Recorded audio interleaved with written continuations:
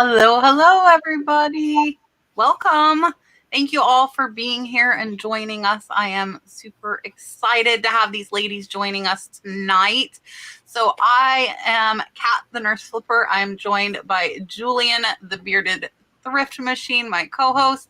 And below me is Tiffany, Thrifting Vegas, which is her second time coming on. So I'm glad she liked us enough to come back.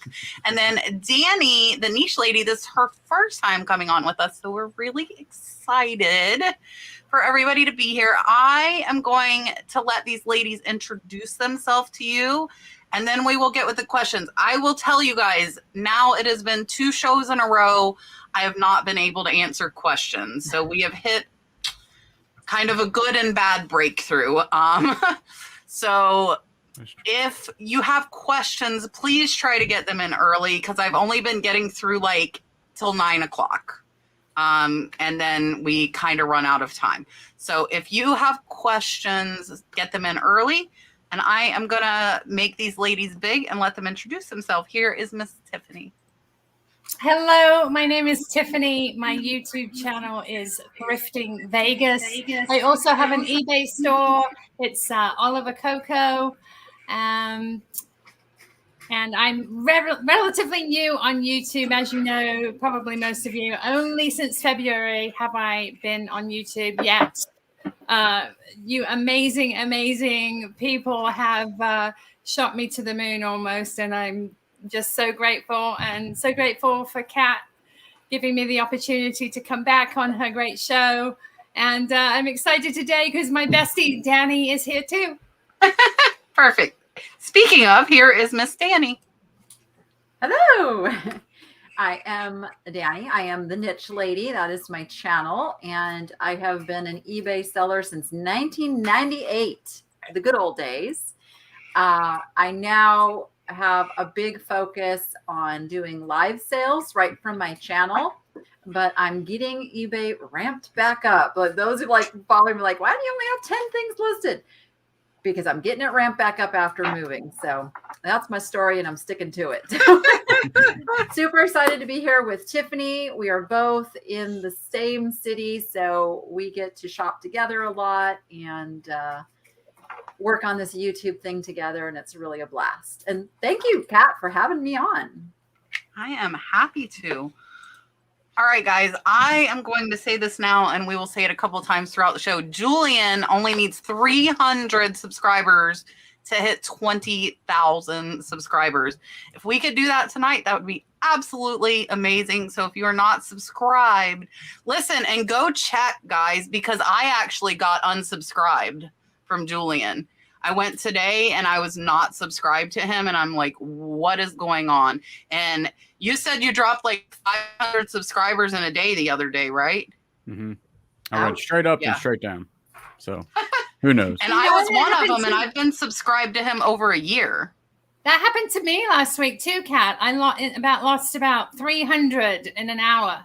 Just like 300 flat. It just disappeared. Yeah, so if you guys don't see your favorite people, go make sure YouTube did not unsubscribe them from you. The purge. Or unsubscribe you from them. Great purge. Reverse that. All right. We are going to start off. We have a new member, Phyllis Van Warmer. So thank you so much for joining. I'm going to start with the dolphin, guys. Welcome to the flipping family.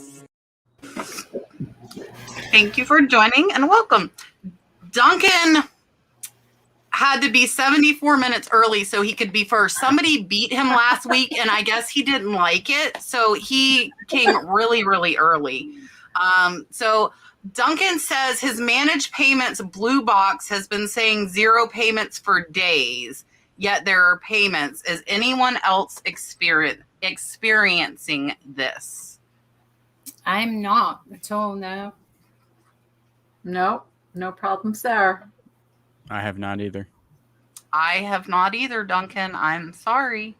I wonder if it might be country specific, though. And I have not seen anything in my comments. And I feel like I would probably see something in my comments if that were a thing crazy here. But I've not heard anything of it.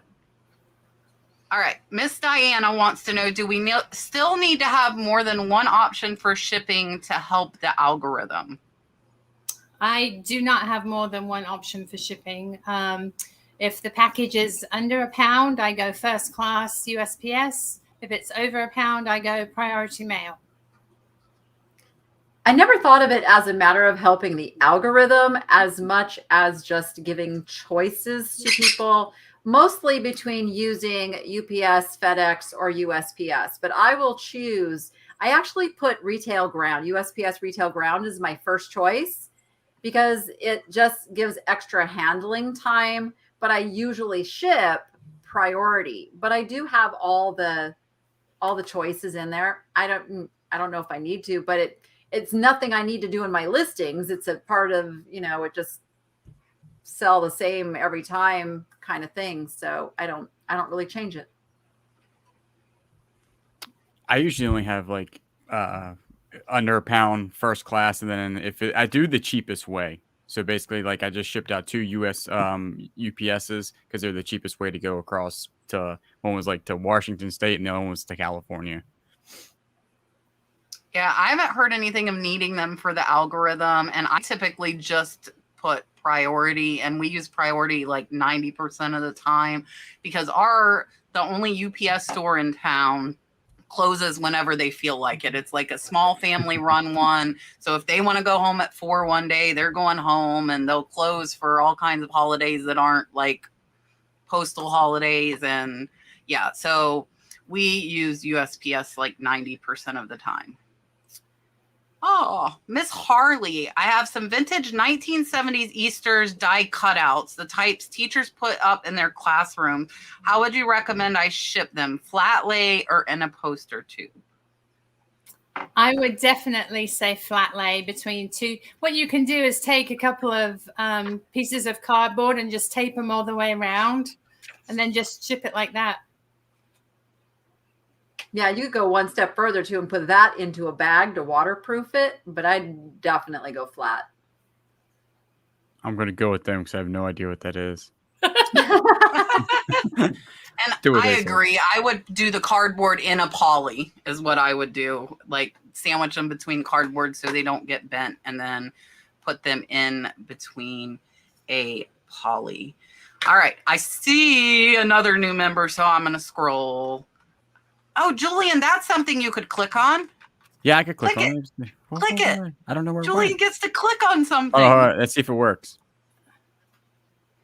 So we added Julian as a team member on StreamYard. So now we can both click on the comments. So if you guys say something relevant to what we're talking about, Julian now has the power to highlight it just like I do, which is cool because I can watch the top of the chat and Julian can watch the bottom. So he highlighted it. I will go ahead and give the dolphin. So Vanessa joined the membership. So thank you and welcome.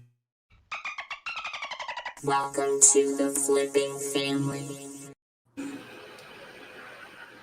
Miss Diana, I wonder if you asked your other 2 questions before and it erased them. I wonder if you asked too early. There might be such a thing because I don't think I saw 2 others. So I think one was from her. Does choosing sponsored items help the algorithm? I'm going to assume you mean promoted would be my guess. That's an interesting question. I'm not really sure if it helps the algorithm, but for me, there's definitely a time and a place to use promoted listings. If you're trying to stand out from the crowd with an item that is very popular, plentiful on YouTube, there's a lot of them. That's the time to use promoted listings when you want yours to appear first at the top of the list so it sells quickly. That's when you'd want to do a promoted listing. If yours is the only item, if you can't find any others, then why would you promote it? If yours is the only one going to appear in the search, then don't bother promoting. As far as helping the algorithm, I think there's other things you can do rather than promoting all your items. You can list every day. You can tweak your titles. You can make sure your photographs are optimal. You can adjust your price up and down a little bit. Yeah, again, the algorithm is everybody's really focused on this, like, how do I make the algorithm work? And it's really, the algorithm is made to work if you are following eBay best practices. Now, obviously, eBay loves for you to use promoted listings, but as Tiffany said, sometimes there's no reason to do that. I have pulled up research examples where there was a pretty rare item, and there was 2 listings showing. One was the organic result, and one was that same seller's promoted listing. So why give eBay any more money than we have to? But I mean, obviously, if you're using promoted listings, it should bring your item up over somebody who's not. So if that's what you mean by, the algorithm, but I would say be careful with just blanket promoting everything, because you are giving eBay more money for something that could sell without giving them that more money. Yeah, I kind of have switched up how I do promoted listings. I used to never do any, like I wouldn't promote anything. And then I tried it, and like basically my thing now that I do is after 2 to 3 weeks, if that item hasn't sold, I like go in and then I promote. It'll show how many I've listed and that aren't promoted. I will then promote them. And I usually do them at the average rate. I don't do like 5% or 3%. I kind of like look at the categories and go from there. But it's usually between 2 and 5%, I would say. My golf clubs, though, are always at like 3%. And that's most of the stuff that I sell coming up. So, but I give it like 3 weeks without promoting. Yeah, and I'm going to be the oddball and say I promote everything, which is why I like having these panel shows. You get different opinions. So for me, one thing is I'm OCD and I hate seeing that I have X amount of items to promote. I just don't want to see it. But for me, the way I look at it, like I might have the only item of that specific item. So like I'm going to show you, because somebody tried to buy her for $700 before we started and I countered them. There are only 3 of these listed, but there aren't only 3 Cinderella statues listed. So if somebody was just like, of this specific one, there are only 3, which wouldn't, like if they were looking for just this one, but if they were looking for any Cinderella statue, there's going to be hundreds. So I'm going to put the $900 statue back on the shelf.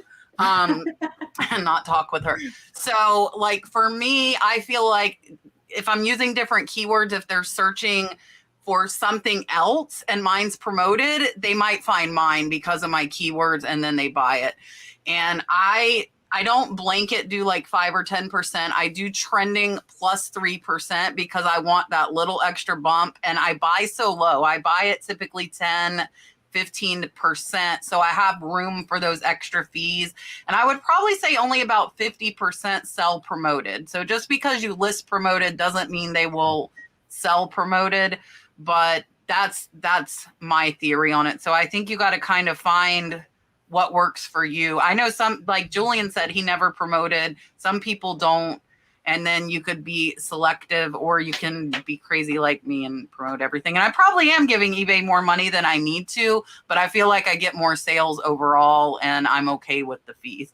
Because like Poshmark is 20%. So with eBay, typically 10 to 12. Even if I promoted everything at 8, I'm still paying what I would pay on Poshmark, is kind of how I look at it.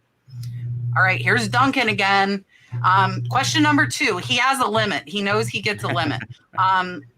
How do you keep up when your sales pick up to the point that you need to spend hours packing? I spend hours packing. I stay up all night and pack. And Danni and I were on with Michael Coulter Vintage and Misty Thrifter Junker Vintage Hunter last night, and we were talking about that. And Misty loves to pack, and it's not my favorite. But it just, you celebrate it because more packing means more sales, and more sales means more money. So you just got to get it done.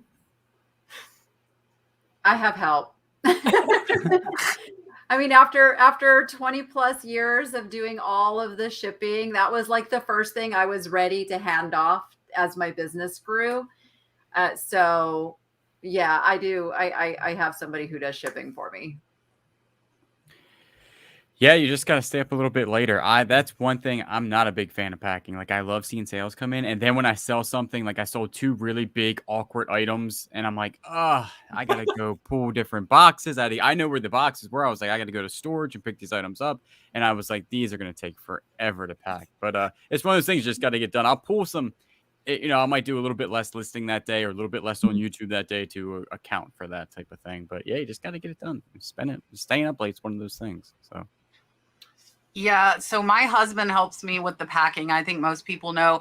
I'll tell you though, and the only reason I know how long it takes is because I do a shipping live every other Monday, and we packed 48 items in 57 minutes today, and several of those were breakable. So I think like we're pretty fast, like because we're so used to it. We're like we can get I can do 40 to 50 items myself in 2 hours. Like, I'm like, and I don't make stuff pretty. I just want it to get there safely. Like, there's no pretty wrapping here. It's like, it's going to have a lot of bubble wrap and in a box. So for us, like we got done at 3:30. I'm like, oh, like everything's loading the car. Cause we're like normally like a 4:30, we're leaving for the post office. And today I thought it would take longer with having 40 sales because of the long weekend, but it did not. So, but if it did, we would start earlier. So we're not night packers. We're like, we pull stuff at like 11 or 12 and then we pack it all. So if it was a busy day, I'd probably pack a little bit earlier. Gina, how do you determine values for pricing on your videos?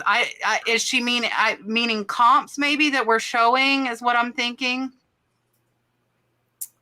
Yeah, what I will do is look on eBay recently solds, and then I go to the sort of the middle, like sort by highest to lowest, and then I take the middle to the higher.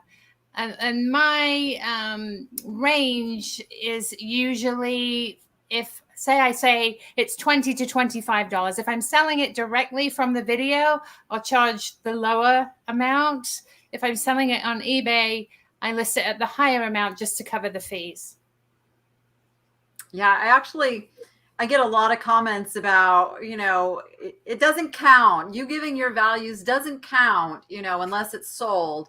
And I was trying to I research every single item. I haven't gotten it listed yet because, I probably just shot the video like the day before. So I have to go and do that research. And I'm the same. It's like I sort by highest because I want to see the potential of the highest it has for selling. But I know that's not realistic for everybody. So the comps I give are set in that middle ground. And if there's like an item where, there are no comps, like there's nothing there, I go to Worth Point because Worth Point goes back years and years. And you can't necessarily take that old value, but you can see where it once was and the rarity. And then some of it is kind of like then judging how desirable is it? You think it's still, sometimes it's worth more than it was, 5 years There's none ago. on the market. Yeah. Yeah. It's piece by piece, but it's a lot of research and then just looking at what the market has held.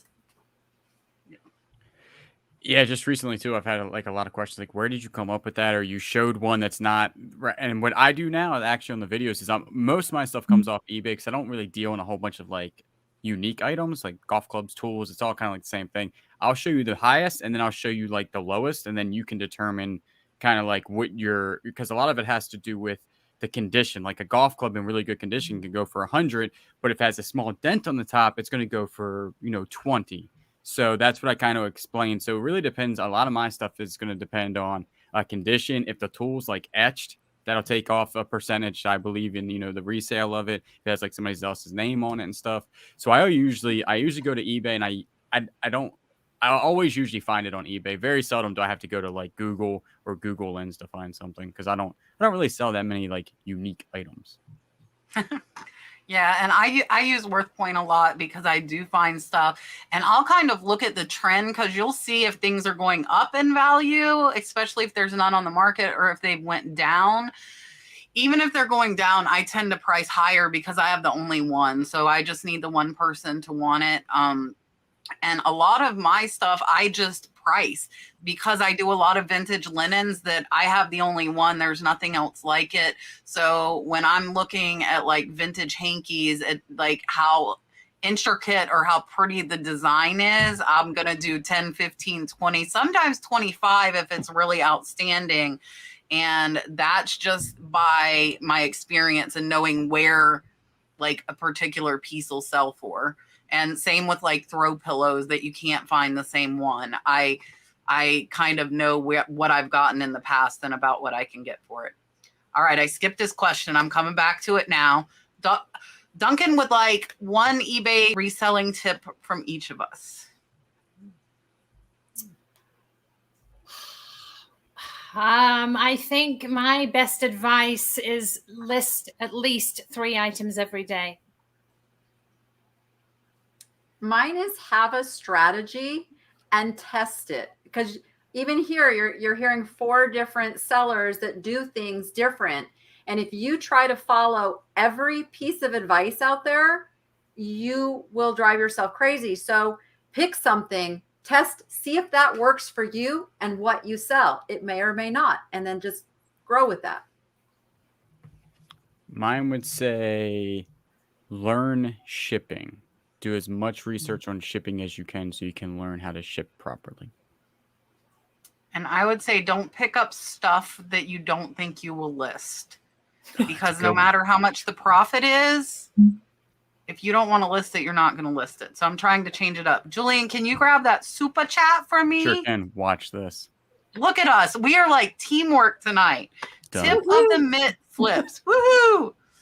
What are your items we'll answer first and then we'll do the dolphin. What are your items you know aren't worth it, but you just can't stop yourself from buying? Oh, I already know. Oh, I have a weakness for anchor hocking chip and dips, the green and the amber glass, just that old glass I love. It's not worth anything at the moment. It could be in the future, but I hate to see it go in the landfill. I have to grab it. I've got boxes of it, honestly. I'm laughing because I literally just picked some more up. Fake fruit. I don't know what it is. Fruit does okay sometimes, though. Some of it's worth money. Yeah, it can be, but it's not like it used to be. It's went down. Better. Yeah. Mine is going to be any type of hat. Like I buy, they're 99 cents in my Goodwill, so I will buy hats and like 10 a day. I have so many. They're everywhere. I have like bins and bins of hats, and they do sell. They just take a really long time, super long. Like the cross-stitch pattern book, I get for like 10 cents. Like that's a lot of my $3 sales. But like I take a picture of the front and the back, and it just goes into a poly mailer, and it's really easy. So probably any lot items. I can't pass up like a 50-cent lot, even if it's all only going to sell for $5 each. Cause like in the end, it makes money. It's just a lot of low dollar stuff, but I'm a sucker for lots. So Drew, here is your dolphin. Super chat. I love Duncan, you can say that dolphin was for you too. I saw your question. Chrissy's Corner. If I have to end a listing, which do I choose that won't flag me? When I end a listing, I usually use the not available for sale, just unavailable. If you're talking about if it's sold somewhere else, no longer available for sale. So are we talking about like canceling a listing, a sold listing? I think she just means stopping a listing, not like canceling a sale. That's my understanding. Oh, yeah. Because it's sold somewhere else. Yeah. I didn't know we had to give her. I just end them. Yeah. Yeah, I don't remember if the reason pops up, I think you just hit end.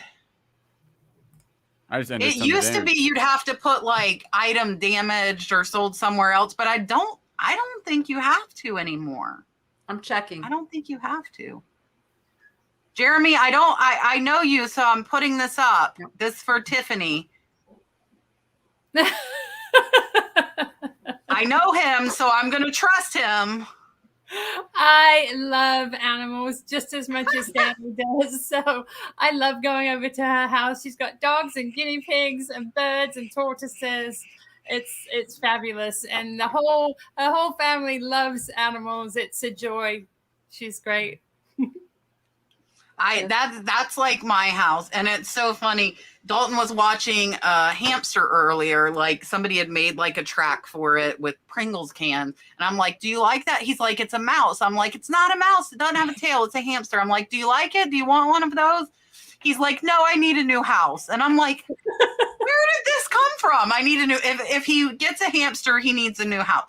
He's been saying some interesting things lately that I have no idea where they are coming from, but he's 3 and I don't know. When we went to the Airbnb, which was like an older, like historic house, it had like 10-foot ceiling and 8-foot doors. It was absolutely amazing. He's like, I want to stay here forever. He kept saying it. And I'm like, oh my God. Like, at least he has good taste. It was a really nice house, but yeah. All right, I'm going to grab one more question. Then, Julian, after we answer this, will you grab that? Thank you. Yep. Okay. Do any of you watch other resellers on YouTube? If so, who? And do they give you good tips? Oh, it's a goodness. Loaded question. That's a lot of pressure. I watch a lot of resellers. Obviously, Danni, the niche lady, and Kat, the nurse flipper, and Julian, bearded drifter. Of course. Misty, Thrifty Junker Vintage Hunter, Michael, Cult of Vintage. One of my mentors is Ryan Roots of Rally Roots. He's absolutely fantastic. He has a heart of gold. He'd help anybody. He is super. Jocelyn, Crazy Lamp Lady. She's amazing. Laura Caldwell. I'm sorry so if I missed anybody I love. Yeah, I do try to watch as many as I can possibly squeeze in because, I mean, that's how we learn to find the craft of making these videos too. Like you'll see something, go, oh, I like how they did, and you can fine tune, don't copy, but, make it your own kind of a thing. But obviously I watch Tiffany's and you guys and Harry Tornado, Josh and Haley of Harry Tornado. It's fabulous. Also, we got to meet them and Ryan and Allie Roots at a conference out here. So it's so fun when you get to meet people actually in person and then know that they really are that person you see on the screen. And of course, Jocelyn was my absolute inspiration for my channel. Like I wouldn't be where I'm at with my channel without her mentoring of me. So I don't miss any Crazy Lamp Lady. And gosh, there's so many. And I try to support the new channels coming in. Our friend Mikey Bags of Money, up and comer. But he's really, really learning and building his channel quickly. And so I do try to go over and support those channels, especially the ones who are asking me for advice. Like I want to go watch so I can give accurate advice. And but yeah, I try to support. I don't watch regular TV anymore. I just watch YouTube. So. There's a ton, and I usually spread my time out. But the most I watch a whole bunch. Like if I'm looking for something that if I'm in the mood to watch somebody thrift, it all really depends. I mean, you have like Mountain Man Treasure. I watch a lot. I still watch a lot of people that I came up with. Cat, I watch a lot. Right now, I'm watching a lot of Not Your Dad's CPA because it's tax time. Been hitting his videos pretty hard lately, and there's literally so many, but. A lot of times, I have to be honest with you, I'm actually watching non-reseller related stuff when I'm working. I hit a lot of live stuff. Like I know a couple guys that go live OPX picker was live today. Eric, Then yes, and then I always hit the lives usually rather than pre-record it. And pre-record it, I usually don't. On the most part, I'm watching something that's not reseller related. Yeah, and I won't lie, I have not been watching very much at all just because I'm so busy. I just have not had time. I watch everybody that everybody said are people that I watch. I will say probably the one I watch most religiously is George, the antique nomad. I love him, and I just learned so much from him. We spent this past weekend with George. So I have met up with George a lot. Actually, I think I'm going to go see George again this coming weekend at his estate sale because his Florida home is pretty close to me. So I have that luxury, and I feel like he's like a walking encyclopedia. I watched Dom, Primetime Treasure Hunter. It really, like, I will really watch for, depending on what I want to learn about too. I will search specifics. So if I want to know about a certain thing, I will watch it. I don't watch many thrifting videos because they make me want to go thrifting, and I'm trying not to go thrifting. And that's what they make me do. They like make me want to go thrifting. So I've not been watching very many thrifting videos just because I have so much. And then I go to these big shows and fill up my car, and here I go again. So yeah. All right, Julian, I think there's two. You got the first one up. PK Bailey became a YouTube member. Welcome. We're going to have back-to-back dolphins, guys, and they're both different. Here is the one for welcoming members. Welcome to the flipping family. Thank you so much. And then look at Steve at Rake and Profit. Would love to know from each of the panel members the best advice to manage your time with your reselling business. How do you balance this with your other income streams like YouTube and personal life? Does everybody have that where we can click it again and see you guys? Okay. Hi, Steve. That's a great question. I think it's really important to have a schedule, just to be able to manage your time well. Of course, you have priorities. For me, my priority is getting my YouTube videos filmed and done and finished. And obviously, I like to be able to list a couple of eBay things, but if I have a lot of shipping to do as a result of a successful video haul, that has to come first. And obviously, at the moment, I'm moving. We have a brand new puppy. We have home renovations. I have so many balls in the air at the moment. Not getting much sleep. But I recommend a schedule. Try to touch everything every day. Just do a little bit of everything. Keep everything moving, everything rolling. And obviously spend some time with your family and take time for yourself. That's really important to stay healthy and mentally focused. Yeah, so I have been doing this for probably the last like 5 or 6 years. I have an accountability partner, and every morning we exchange our to-do lists, which I like to refer to as a ta-da list because I like checking things off. And like you said, it's really like prioritize because we can't do it all. So you have to decide what is the most important. Like I have it divided by what must be done today, dailies, because there's certain stuff, like feeding all the animals that can't be put off. And then I have a list of things I could do today. And so once the got it done, had to do stuff is done, then I can start looking at that part of the list. And as something becomes more urgent, it can get popped up there to the must do, but it's really scheduling times, even for family. Like we just did this, my kids, because you can get into a mode where you're going, and you don't really think about it. I've got 2 teenagers, and they finally said, Mom, like, we want to spend more time with you. And I'm like, oh, like, so we schedule like Sunday nights it's family night. My phones stay upstairs. We play games. We cook a meal together, and they know that's our night, and I don't let anything get in the way with it. And that's been working out really good. Yeah, it's definitely prioritizing stuff. Like, And definitely you have to have a day that you do set aside that you don't like look at your phone, you don't work. Mine would be a Sunday. I go out to Kayla's parents' house and we usually don't do it. I do nothing work. I don't, I might look at the phone like once or twice, but usually that's a day that I do nothing other than if I come home and pull orders later that night. But definitely prioritize. Like if I drop a video every other day. I won't let that, that's what I do every other day. So I better have a video to drop that day. If not, that's my priority that day to get that done. And then like shipping, like today, I had to get these orders out. That's a priority. That was number one. And then kind of like you just said, like, I would like to get 20 things listed, but if I only get 10 today, I'm still doing pretty good because that was lower on the list. Yeah. Yeah. Mine is about the same. And I am one of those, like Danni said, go, go, go, go, go. Like I need to be like, okay, stop. Like, so I have been trying to be better.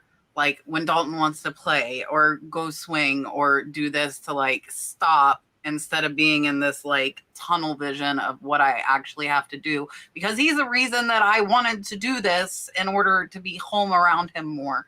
So trying to stop. I'm not much of a scheduled person. I said I was going to try it. I still have not. For me, I've been lucky that like my niece is working for me. She's listing for me. So my dog is right. On my last video, it was the chicken. Now it's the dog. They like to be, I think they hear me talking through the shed. So they're like right on the other side of the wall.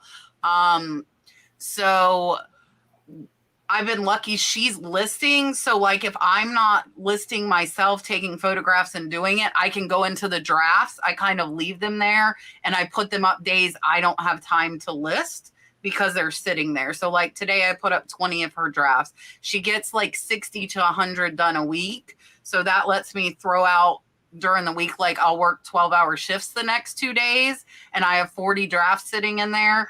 So like when I'm slow at work, I'll just finalize a couple of drafts and make sure the listings get out. And then I had to pull myself back.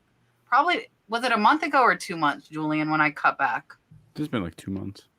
Yeah, like I was doing daily videos and it was just way too much. So I cut back to Monday, Wednesday, Friday, which is nice because that gives me the weekend to not worry about videos, because they're not coming out on Saturday or Sunday. And then shipping has to be done. So like pulling and shipping has to be done, and it's prioritizing. But for me, it's not schedule. I do a checklist. I am like Danni. I like checking stuff off. And most of the time for me, I think of everything I need to do the next day at night. So I've started putting it in my phone and my to-do list every night, because most of the time in the morning, I'm like, what was I going to do? And I forget. So that is what I've been doing. And I'm going to give Steve his dolphin first, and then we'll give Cammie a dolphin. So we will have double dolphin. Here's your dolphin first, Steve. Super chat. And I am going to hit it again. So for my non-dolphin lovers, I'm sorry. Cammie, thank you so much. I appreciate it. Super chat. Kat, can I just add one thing? Yeah. Oh, another one. Too? Yeah, but then we'll do Go ahead. No, go ahead.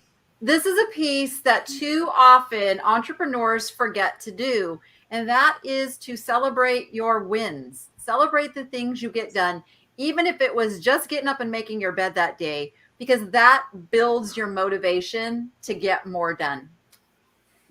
Yes. And I've been reading a lot of motivational, and actually that's what I have been watching on YouTube, is these like, go, go, go. And you guys see me with my crazy new idea, but I'm going is what I'm doing. And I'm a dreamer. I've always been a dreamer. And I was talking about on my video. So I have a tattoo across my chest in Latin that says I will find a way, or I will make one. And the back of my legs are tattooed with forever dreaming. So, which is not stuff that comes out on the videos because you just don't see it, but that is me. And I think I'm very optimistic. And I think I'm really, really firm believer on, if you think you can do it, you can. So if you think negatively, it's really going to impact what you're doing, and you're not going to get stuff done. And one of the motivational things was, it said, like, you don't need motivation to get started. You need to get started to get motivated. And I truly believe that, which is where Danni's saying that, like, just start doing something and then you'll start doing some more and something else. So yeah. Instead of sitting there at the end of the day going, I just didn't get enough done. Because that's what we do. Instead of saying, wow, look at what I got done. Yeah. It's very, very easy to focus on that versus what you did get done. So that's great. So I'd Flip that wants to know, do you cross post, and which other selling platforms do you use, and what do you like about the ones you use? And hi, Tiffany. I'd Flip that is one of the channels I watch. Joe and Nicole are wonderful. They're great friends. They actually came out to Vegas and we did a shopping video together. There's one on my channel and one on I'd Flip that. So that was a really fun time. Joe found the most amazing Vegas shirt that I hope he wears regularly because it was fabulous. To address the question, I cross-post some of my items. I use eBay predominantly. I use Poshmark. I was using Mercari, and then I wasn't after. Yes, what happened to Kat happened. I just decided that it wasn't for me. Locally, I use Facebook Marketplace and also OfferUp. What do I like about the ones I use? I like eBay because of the ginormous market. It's so far reaching. It's global. You can just get your items in front of the whole world, basically, with eBay. I like Poshmark because there is a flat shipping rate paid by the buyer. You can offer some heavy items up to £5, and the buyer pays flat $7 and change for that item. So I tend to use Poshmark for quite heavy items that may not be worth a whole lot of money. And on eBay, shipping might be $20, $25, and on Poshmark, $7. Yeah, so yes, I cross post, and I didn't until List Perfectly came along. Like, it just makes it so easy. But I use Etsy, Poshmark. I'm still not totally trusting Facebook Marketplace yet, but yeah, I mean, it's hard to ignore a site with billions of users. I had the same experience. Mercari like did me dirty a long time ago, so I'm gonna cut them out. But I mean, I also do Cherish, cherish.com, spelled like a chair, not the other way.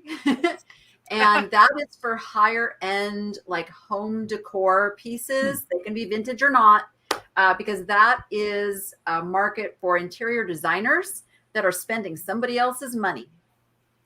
So I have a question, because I've had several people tell me that I should sell on Cherish with some of the stuff I have.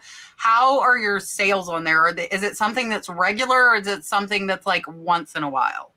It's like with any of the marketplaces, the more you give it attention, the better the sales. Like right now, I took down all my listings everywhere to like it. And does List Perfectly go to Cherish? No, not yet. I'm working on them though. But it's super easy. I can even have a VA, because I just tag in a spreadsheet my eBay items. I want these on Cherish, and they can grab the pictures and do it all. So it's pretty easy to get them over there. Okay, that makes sense. Right now, I'm actually only selling on eBay, but I was cross-posting last year on Mercari, which I don't actually sell on there anymore, and Poshmark, which I didn't really sell on there. I had stuff on there, but nothing actually really sold, maybe like one a month.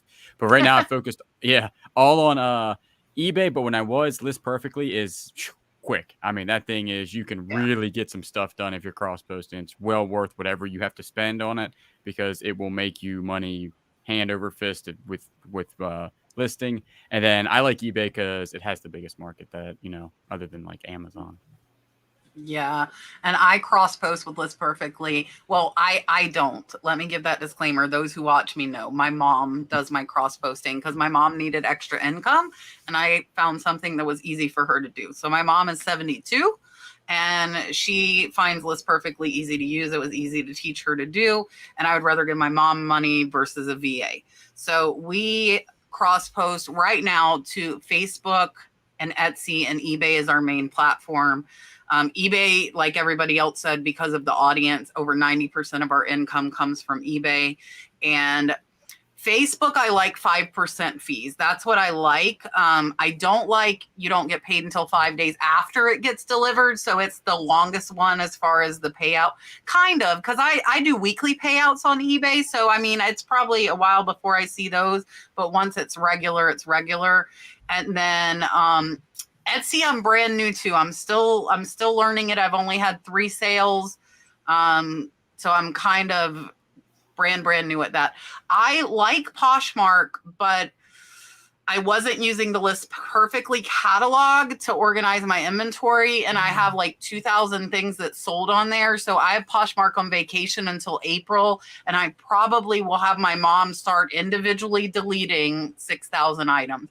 I could start a new account, but I have like 35,000 followers, and I don't want to lose that. So that means I've asked them, and there's no way except for individually to go and delete. So I'm not going to have my mom look them up. I'm just going to say, go delete every single Poshmark listing, and then we'll go into the List Perfectly catalog and put it out on Poshmark if it's in List Perfectly. And we didn't put our older stuff in the List Perfectly catalog, but we have about 700 of our 3,800 now are in the List Perfectly catalog. So as the older stuff sells, the newer stuff is in the catalog, and then it's easy to just hit end item in the List Perfectly catalog, and it will take it off Poshmark, which is what I should have done to start, but I did not.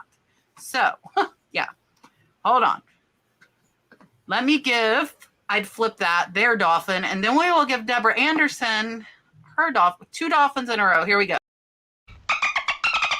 Super chat.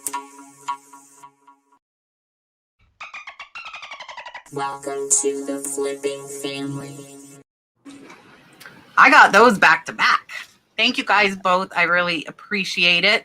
Duncan's pushing it tonight. Duncan's pushing it, buddy. Duncan wants to know, did we all get a listing quality report, and what was our takeaway from it? I don't know what that is. A listing quality report. Do you know, Danni? I think it's a report that you can request from eBay. I didn't get one because I'm literally only have like 20 listings up right now. I'm like I said, I'm redoing everything. So If I did get it, I didn't look at it. I have no idea. I saw it and I did not look at it because I figure if it's anything like eBay's automated, you should price this amount. I don't trust their listing report. So I don't want to look at it. I'm good. I do pay attention to like if my sales are up or down and all of that, but I don't want some robot telling me what they think of the quality of my listings. So I bet it has something about like how many recommended specifics and blah, blah, blah, blah, blah. Like I'm not interested in it. So yeah. And lower your prices and yeah. Let's grab this question. And then I think I see another new member. I got it. Ricochet Vintage Finds. I have 3 complete service for 8 and serving dishes vintage china sets. Do you recommend selling each set complete or breaking them up? I would recommend you do a little bit of research on eBay. Look up the vintage china set you have. Look up the brand and the pattern and see how other people are listing and see what is selling. See how they're selling. Are they selling complete? Are they selling serving dishes separately? Maybe they're selling, a bowl and a plate and a salad plate as one lot, or you just have to look at what the market is doing and list accordingly. Sometimes with vintage china, you'll find that these dishes, the plates and the bowls and the mugs aren't selling too well, but the serving dishes are through the roof, crazy. So just pay attention to how other people are listing and pay attention to what's selling. Yeah, that's excellent advice. Also think about the fact, so when something has a lot of shipping associated with it, people are looking at that and they want to pay less for the item. So an entire set of china is going to be a monster to ship. And so you have to take that into consideration. Also think about who your customer is. I mean, how many people are buying complete sets of china these days? Really what they're doing is replacing the broken pieces from a set they already inherited or that they already have and use. And generally, I would say serving pieces do better on their own because people will buy those whether or not they have the complete set. I got nothing really to add because that was excellent, and I don't sell a lot of china sets. But me personally, I'm splitting that thing up because I'm not shipping that whole thing. And that's me too, guys. And I sell a lot of china, and I am not shipping a whole set, whether they sell that way or not. I'm not packing it. But what I typically do as far as whether I like split them up like by the plate is if they are worth, typically if they're worth $15 or more, I was like for one plate, I would list it individually. But I will tell you, I've started wanting to get higher prices. So all of the Tanola I just picked up, I did them in sets of 4, like 4 plates, 4 salad plates, 4 cups and saucers, because I want $50+ sales. And like I sold one set of 4 dinner plates for 110 already, versus I could have got 30 to 40 a plate, but instead I got $120 sale, packed it all at once. And 4 plates is pretty easy to pack. That's not a hard packing. People have usurped me and they have bought my whole sets one by one by one. And I packed them. That has happened twice. And they paid. And it was crazy because I had them priced for replacements and they paid. And they went in 3 boxes. So I always split out the serving pieces. Those never go with anything else. And I typically do sets of 4. So but like Tiffany said, sometimes I have done the here's a place setting. Because what if somebody wants 2 place settings if there's just 2 of them? So I have done that as well. All right, Julian, what do we have? Bonnie Flaridge became a YouTube member. I think there's 1 or 2 more. Here you go, Miss Bonnie. Welcome to the flipping family. Richard is paying for Duncan's questions. I want to tell you guys too, Richard Otnip Draw Flips, which is Ford Pinto Flips Backwards, is my main moderator along with Mark, OG, and Z. And Mark, OG, and Z I got to hang out with this past weekend as well. I've met Richard, and Richard does so much to help me. Richard, I really appreciate you. I hate when he does this because I should be paying him lots of money and then he sends me super chats. Richard is coming to the first nurse flipper camp. Richard will be there, just a spoiler alert, with me, and probably be my right-hand man at the nurse flipper camp as well as in these chats. So Richard, here, he wants the dolphin. I know he wants the dolphin. Here is your dolphin. Super chat. Thank you, Richard. Yes. All right. And then Bonnie gets 2 dolphins. She joined the membership and she sent a super chat. Thank you so much, Miss Bonnie. Here is your other dolphin. Super chat. I do want to say too, real quick, Richard has been dropping. I created an email list today for those of you that are interested in the retreat. Richard's been dropping a link so you can sign up, and I'll only send an email out to you guys that are interested first before everybody else. And then that way you will be notified. I'm trying to organize this. I'm probably my husband said that I was he knows I'm crazy. He says a good idea, but I'm crazy. He had a few other words in there, but I will not say them while we are live. So yeah. Patty wants to know, Danni, when was the last time you were a newbie? Oh gosh. Well, I mean, I was a YouTube newbie just 2 years ago. Come on. Yeah, true. Every time I start a new marketplace, I'm a newbie. Got to learn things. Yeah. Nothing wrong with being a newbie. I forgot. Where did this question go? Oh, here for Tiffany. Miss Jane wants to know, they said they know what my issue is with Mercari, but she noticed you stopped and she wants to know if you care to share why. I just didn't care for the way they treat their sellers. They're very hard to reach. It just wasn't working for me. I wasn't receiving the customer service I'm used to from eBay, basically. So I would prefer to give eBay my business. Perfect. Okay, this question, then I see a $9.99 super chat up there too. Cindy wants to know, and I don't know if she's asking me this. Do any of the rest of you, I know Julian and I buy on auction. Do you guys buy on auctions as well? Okay, so let's just all answer it. So they want to know if HiBid's the only auction site that we use. So what are you using if you're using auction sites? Do you do any online auctions? I don't. Okay.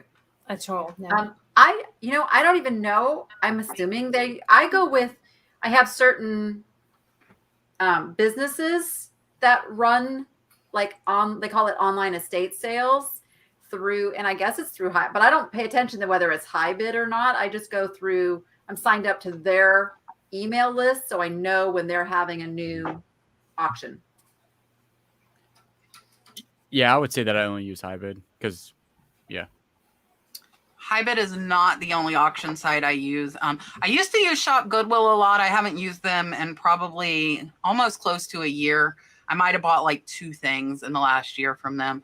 I also use MaxSold sometimes. I use ProxyBid. It really just depends. HiBid, if I'm searching for something in particular, I use HiBid because they're like the biggest network of them, I feel. And then there are a couple here locally that they have their own little site, like Danni was saying, that I use them. And I found out about them at estate sales by signing up on their email list. So if you guys are going to sales, like I actually put my name on the list at like the antique mall we went to on Sunday, because you never know what they're going to send you. And I am okay with that. All right. I listen. Why you got to make me? I'm just gonna give you your dolphin. Oh, here's your dolphin. Thank you. Super chat. And then Miss Tammy, thank you so much. Sent a $5 super chat. Here you are. Super chat. Thank you both so much. I need to make something different for like this, for like the woohoo, like when we hit our milestones, like other than I need to make something. I'm going to make something. Danni, 50,000. Tiffany hit it too. Oh, both of you, congrats. And Julian's going to join me in the 20K club, and then we're moving on up. That is amazing for both of you. I'm going to have to make something now. When you guys come on again, I'm going to have something. I don't know what. A new kind of dolphin. Yeah. Somebody asked me to do a beluga whale. Maybe we'll get another sea creature. I should get like a sea turtle and make like a calm but cool one. Not a like, rah! You know. Midwest Mom wants to know if I want you to evaluate my store, would any of you be willing to do that?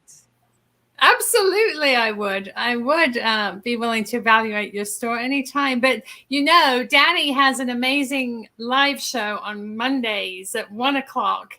And quite often she will live evaluate eBay stores. So I'm sure if you wanted to do that on TV with Danni, she would be willing to do that for you, right? Yeah, that is how I do it now. That way everyone who's, going through the same things can benefit from it, because that's the only way I can put that time and effort because, you know, I like to really like deep dive and look, and I like to ask questions. So it's a really good format to do that. But yeah, I do that. I do that on my Monday shows quite a bit. I would if you hit me up on Instagram. Mine's going to probably not be as thorough as say like Danny's or Kat's, to be honest with you. But I would do it, and it would give you very concise criticism or applause or whatever that I could find. But it probably would be very, very quick. Yeah, and I do them in my members only lives. I do them the first Monday of every month. We go over, and like Danni said, the cool thing about those is if you're watching other people's store be reviewed, you're going to see what I'm pointing out on theirs. And with mine, whenever you join the membership, and that's just in the $1.99 membership, whenever you join that, you can watch all of the past ones from over a year. So you can go in there, hit those, watch them up, and kind of absorb, because I see a lot of the same things over and over and over.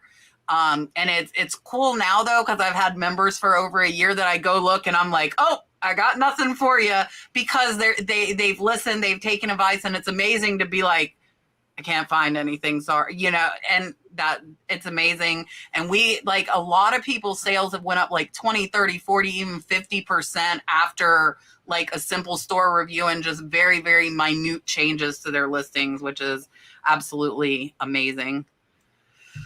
5 faces of resale. How often do you list on eBay? I try to list every day. I think it's critical to success to list every day. I've fallen short just because I've been so busy recently with new house and dog and kids and just YouTube and everything. But my goal is to list at least 3 items a day. Yeah, my goal is also 2 a day, although it tends to fall in the priority of things that must be done. It finds itself at the bottom many times. So trying to, and I used to have somebody who did listings for me, and I don't have that right now. So that's one of my goals, is to hire another lister to keep that more consistent, because I think daily is important. Big fan of daily. Every other day at least. But big fan of daily. Yeah, and I do daily. I might miss 1 day a week. Mm-hmm. That would be the most for me between myself and my niece listing. So that would be the absolute most. Rebecca Davidson, got my package from you. It arrived safely. Thank you. You are very welcome. It's so funny. Some of the people that buy stuff from, like, when I do a live sale, they're like, I get a lot of free bubble. I am an over bubble wrap user. That's why I love American Bubble Boy, because I use a lot of bubble wrap. Rebecca, here is your super chat. And I think I saw a member too, right, Julian? Michelle Veenstra? I think I got that right. Here is your dog. Welcome to the flipping family. Thank you so much. Welcome. We have 2 more weeks till our eBay store reviews. Not too long. Patty's Garden and Vintage. How about eBay rewriting your titles for better Google keyword search? I'm not sure. Do they make suggestions? eBay filed a patent, is my understanding, to be allowed to change your title to make it better fit for Google. I have not read this. I know Dominic, Primetime Treasure, just put a video out about it. I have not had time to watch it, but my understanding is they're trying to be allowed to, whatever we put, go and change it. Well, I would welcome a suggestion. I would consider the suggestion, but I would not like to be forced to take their suggestion, because maybe it's not accurate. Maybe it's not, going to attract the customer that I want. I guess in a nutshell, I would like to consider their suggestion, but I wouldn't like to be forced to have to change my title. Yeah, I agree. I think I'll give a little pushback on that one if they go that route simply because I have a spreadsheet with my eBay title. And if they go in and change my eBay title, I will not be able to keep my inventory records straight. So yeah, I hadn't heard about that, but I would definitely have a few words to say to my connections at eBay. Yeah, definitely wouldn't be a fan of that. I might have to go watch Dom's video to see exactly what that is, because a lot of times I direct them to read the description because there's something wrong or something. So Yeah, I like where might, we put read at the end right. of So the title. if they take that out of there, they probably might not read or look at the picture. So it does. A lot of people in the chat right now are saying that it looks like a big INAD galore situation of they're changing your title away from what your item might actually be. So I wouldn't be a big fan at all. Zero fan. I would not be either. So I'm hoping they don't start doing that. Ashan Deals Ad Text LLC. With shipping prices, are you all doing more parcel post? I usually stick with USPS first class under £1 and over £1 priority mail, just because I want the reassurance of my items going to their destination quickly and arriving safely. I find that parcel post can take 2-3 weeks. It puts me in danger of getting a late tracking strike on eBay.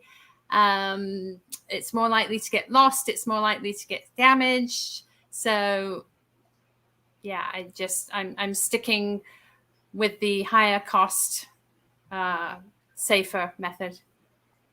Yeah, and the cost difference is usually so small that, the benefit of having the free priority box as well as the included insurance, even though that's a whole nother topic, but it generally is just not worth the savings. Again, as Tiffany said, you'll get an unhappy customer because that stuff takes forever to get to the destination. So less handling, less processing, less chance for things getting broken or lost. Yeah, somebody just said they just noticed the bird. There's a bird. That's bougie. I would say no. Like I still do a lot of priority. I would say 99% of my things go priority. And parcel, I mean, I only send like oversized packages through FedEx, but the person has actually chosen that, and they know how long it's going to take if I use that route. Yeah, and I will tell you, 9 times out of 10, priority is cheaper than parcel if you print on eBay, because you get no discount on parcel and you get 20 to 30% on your priority, plus the free boxes. So I am 95% priority, as well as the reasons that everybody else said as well. 5 Faces of Resale. Do you sell all of your finds on eBay? No. I sell some on eBay. I keep some. I give some away. Heavier items I will sell locally. Items like yard sale finds. Danni and I sometimes go together to yard sales, and like chairs and furniture, we will list it locally for local pickup. So it just depends on what it is. I would say that most of my finds are listed and sold on eBay. Yeah, so eBay's like a main hub for me, but I sell a lot of stuff just, from doing videos. People see something and they just email, say, can I buy that? So a lot of stuff goes that way. A lot of stuff goes through my live sales. And then I'm trying to save better things, higher end things that may need a specialized buyer. Those are the priority for me to put on eBay and other sites. Yeah, if I show it, like I pick it up, I would say 99.9% is going to be sold on eBay. I probably keep a 0.05% for myself. I save a lot of hats because my head gets sunburned in the summertime. And then the other part would be super heavy items that I pick up that I know will sell locally. Like, so, I'm in a beach area. So if I get a good deal on a kayak, I'm going to go ahead and pick that up, but that's not going to go on eBay. And mine, probably 90% are sold on eBay. I do live hauls probably like every other Friday now.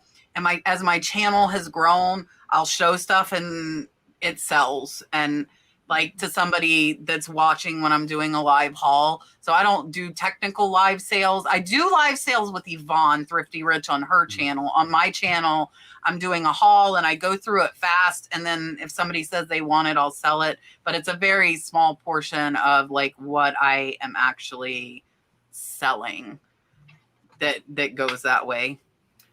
And I haven't been doing sourcing videos, so I haven't been getting it. I'm trying not to thrift right now. Savvy Saver. I'm thinking about starting a YouTube channel. What equipment do I need? That's so exciting. Yay. I use my phone for filming, and I use my built-in video editor within my laptop for editing. So that's all the equipment I have. And I know that there's quite successful YouTubers that do everything from their phone with an app. Yeah. So, as far as keeping it simple, all you really need is your phone. Yeah, so true. I was just like, this right here. I mean, it amazes me coming from the age before there were even computers to now this is how we do everything. So really it's not so much your equipment. It's just figuring out what you want to convey, what kind of content you want to put out there, and, being critical and watching your own stuff and looking at, oh, I could do that a little better, and just improving on every video as you go, and not be too hard on yourself, because we all have those videos at the beginning. Right. The equipment I use is, what do you need? If you have a decent cell phone, that's really all you need. I watch one guy and he has millions and millions and millions of content. I know that he just uses his cell phone. He does like car videos, and his audio is good, video is good. He uses like the latest iPhone, and they kill it. The ones that I use a GoPro 9 or 10, and then I do have a ZV-1, the one that I'm like, if I ever hold the camera. Yeah, and I did my channel and grew it, I think, to 5,000 or 10,000 subscribers with only my phone. And then as I started making revenue, I also, like Julian, I have a GoPro 10. I have a Sony ZV-1. I use this Sony ZV-1, but I would not go and spend that money until you're making money. I didn't upgrade until I was making money from YouTube. I just used my phone. And I still sometimes only use my phone. Because it's good enough to do that is the nice thing nowadays. If you have a newer model, your phone's all you need. And I still edit, no matter whether I use my GoPro, the Sony ZV-1, it's all edited on my phone. I am a phone editor. I have not been able to get used to the computer, and I edit everything on my phone. But you could do everything with your phone. So easy. Yeah. I wish I could figure out how to do it on my phone. Like, I envy you. Yeah, I can't figure it out either. I bought a gaming laptop just to edit, and I never did it. I'm like, when I went to Pennsylvania last year, I'm like, oh, I'm putting daily videos. I need to be able to, but I still kept sending them right to the phone. There are two questions back to back here, and I'm going to go ahead and answer them because there's one answer. Where do you put the bin number location on eBay? So, and then somebody else said they're putting it in the title. So for both of you, there is a custom SKU field. On the computer, it's just a few spots under your title, and on your phone, it's at the bottom of the item specifics, and nobody but you can see your custom SKU. So you can put your bin number. Some people put how much they paid or where they bought it. Only you can see whatever's in that. So I would start using that. And Deborah Anderson, I just bought a couple of lots of mostly costume jewelry from an online auction. Can you recommend a good source for learning jewelry from scratch? I think I'm going to let Danni handle this one because I don't sell a lot of jewelry. If I was going to specialize in jewelry, I would go find a YouTube reseller that specialized in jewelry and follow their content, because there's so much information, and learning from somebody who's already done what you want to do is kind of a fast track. I still love the books. I love research books, and they're super cheap because nobody really Some wants of them, the book. the ones I want are like $50. I don't know why. I just got a Miriam Haskell jewelry book, and it was nowhere for under $50. But maybe that's because there's like a push to bring that, because there's nothing like paging through a book. Like there's something about the brain, the hand to eye to brain connection versus digitally looking at something that helps you remember. It's a textile, even though it's just a page, you can, I have a whole bookshelf just full of books. And that's how I learned about glass, literally just paging through and learning about the different glass. Yeah, if I need to learn anything, I usually go straight to YouTube and watch lots and lots and lots and lots of footage. Yeah, I did, like, when I first started my channel, I started 2 years ago, but about a year and a half ago, I went through a jewelry kick. So I will tell you, I have some jewelry because I go through my little phases. Texas Gal Treasures has a lot on jewelry. Margaret, she's been on with us before. I would check her out. I don't know many other jewelry people because mine I've kind of just learned as I went. I bought a lot of costume jewelry. I use Google Lens. I look at the listings that come up. I see the words they're using to describe it. Of course, if it's named, that makes it easier. So for me, I actually didn't watch YouTube or read books. I used what I had in front of me in that jewelry and Google Lens to find it and just learn as I went is how I did. Karen is asking if she can subscribe again with Julian. Julian, how far away are you right now? Tell us. I haven't looked. I know a lot of people said they were unsubscribed, and they were before. We need an update. I haven't really been. Let me take a look. Do we need a drum roll? I don't know. Dun, dun, dun, dun. Maybe. I need all kinds of sounds. I need like one of those sound effect boards. I'm only 200 away now. Ooh. Okay, there are 655 people watching us right now. 200 of you go subscribe to Julian so he can hit 20,000 subscribers in the next 45 minutes. That is my goal. 200 of you. That's only like a third of you. Hopefully the rest of you are already subscribed. So go and do that. Yeah, I need 180. 180. That's even more attainable. Go subscribe to Bearded Thrift Machine. Deborah G, have you ever had an issue with high bids, such as what the photos showed versus what you received? I had one issue with a vintage. I'm gonna assume this is linens, top grate, underneath holes, and other issues. So have you, Tiffany? You're not buying from online auctions, right? Okay, so we'll start with Danni on this one. I mean, auctions are auctions. They are buyer beware, and usually if you're, even the local ones will have like a preview day, and I highly recommend you get there and go preview if you can. Otherwise, just bid as if there could be something wrong if they're not showing the whole thing. Yeah, I would agree with that 100%. And when I first got into auctions, I was like, I can't see anything. And then I just realized because they weren't actually taking pictures of the bad side, kind of like they kind of, yeah, that side looks good. And so I don't really, I expect the worst and hope for the best when I'm doing auction, especially if it's like I buy a lot of fishing gear and I always price that as if it doesn't work. Like that Real C stuff that, it doesn't work. They're showing that it's not missing the drag knobs. I always do it for parts. So I always, that's how I usually do auctions. So yeah, I've bid on stuff that I've gotten. I was like, this is total junk.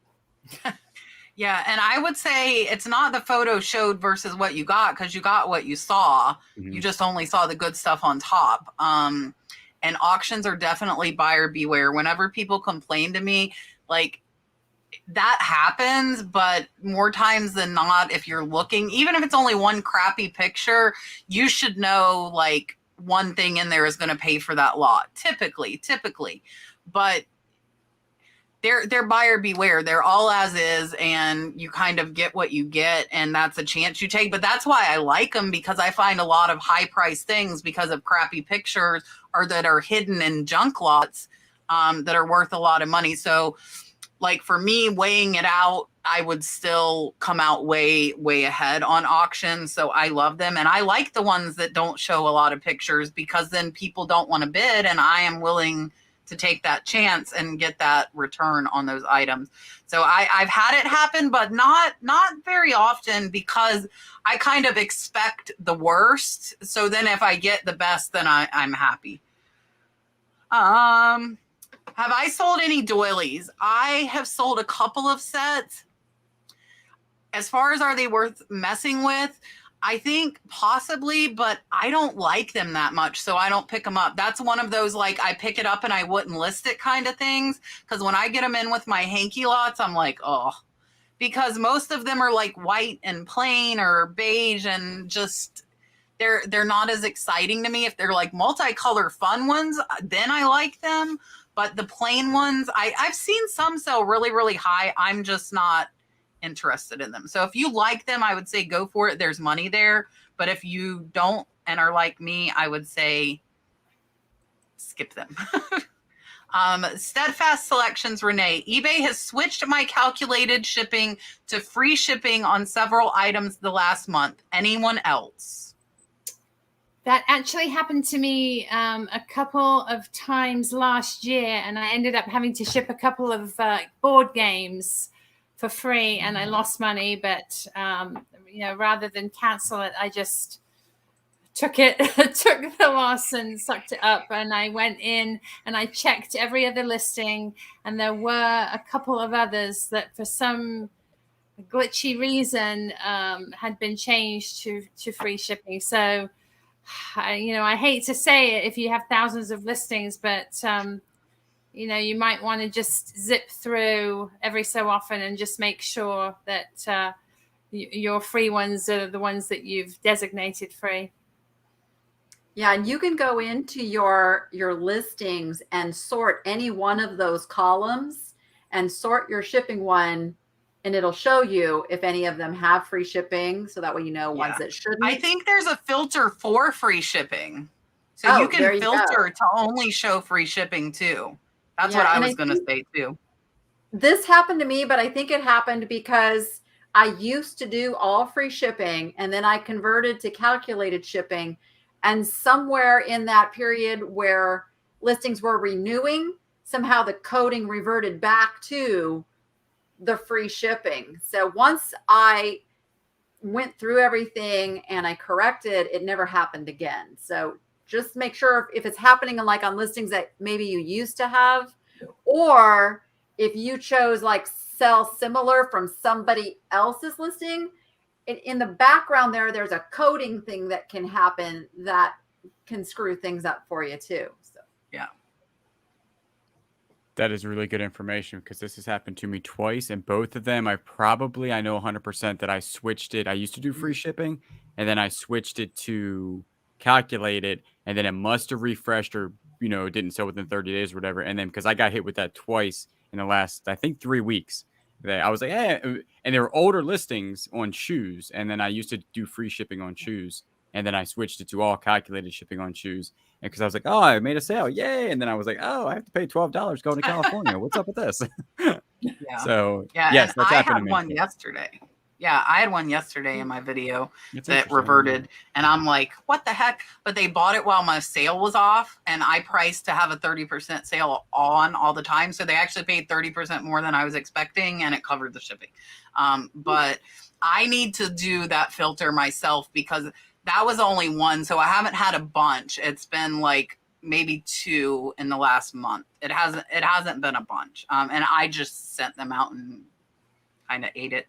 Pamela wants to know. Delete was amazing. That what, huh? The horse on her thumbnail. Oh, it is. Oh, I'm like, Renee is in Jack, so I've met her. She's only 2 hours away from me. Steadfast, the one with the horse. I'm like, took me a minute. I'm processing slow tonight. Pamela says, delete and repost versus delete and sell similar. I prefer delete and sell similar, because when you do sell similar, it appears as a brand new listing in the eyes of the algorithm. It sort of gives you your points for having a new item, as opposed to one they've already seen and you're just reposting it. So I would definitely vote for sell similar. Yeah, and if it's something that you've had listed for a while and that's the reason you're ending it to relist or sell similar, make sure you tweak something. Because if, you know, maybe the title, the words, the phrasing, switch up the gallery photo, do something, because there's a reason perhaps that it hasn't sold previously. So if you're taking the time to actually end it and do a sell similar, change something up. Yeah. I agree 100%. Sell similar and then change something on the post. Different title. I usually drop it a couple dollars, sometimes raise it a couple dollars. Just change something in there to do something different. But definitely sell And similar. I don't do either. I'm a move forward and list new stuff kind of person. I'm not I don't end my listing. And one of the big reasons for me is I want to see truly when I listed it. So when I send out offers, I want to know this has been listed. And I talked about this in my video yesterday. I've started sending like 30 and 40% off. It's been here 2 years. You know what? If I got somebody looking at it, I'm going to make it really enticing for them to take it. And so that's a big reason for me not to end and sell similar. And I always have stuff to list. Always. I am in no short supply of inventory. So that's why I choose to do neither. I'm right there with you. Miss Anita, and she asked me this in an Instagram message earlier. When you end up with a bit of ugly from a lot, how do you handle it?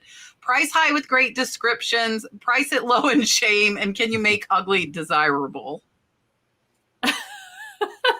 Anita. I asked her what it was, and I don't think she answered me.